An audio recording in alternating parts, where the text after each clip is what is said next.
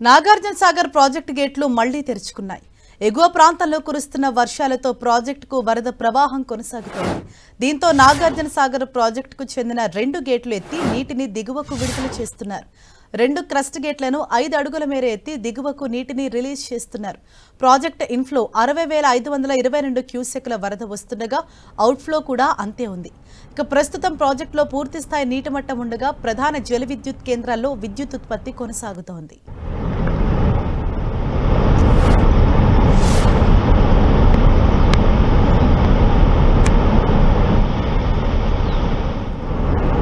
నాగార్జున సాగర్ కు వరద పోటెత్తడంతో 2 క్రస్ట్ గేట్లు 5 అడుగుల మేర ఎత్తి నీటిని దిగువకు విడుదల చేస్తున్నారు. ప్రాజెక్టు ఇన్ఫ్లో అవుట్ఫ్లో 60,522 క్యూసెక్లుగా ఉంది. అయితే ప్రధాన జల విద్యుత్ కేంద్రంలో విద్యుత్ ఉత్పత్తి అన్నది కొనసాగుతోంది. ఏదైతే ఎగువ నుంచి భారీ వర్షాలు కురుస్తూ ఉన్న నేపథ్యంలో ప్రాజెక్టు కూడా నిండి పూర్తిగా జలకళను సంతరించుకుంది. దీంతో ప్రాజెక్టు 2 క్రస్ట్ గేట్లు 5 అడుగుల మేర ఎత్తి దిగువకు నీటిని విడుదల చేశారు అధికారులు.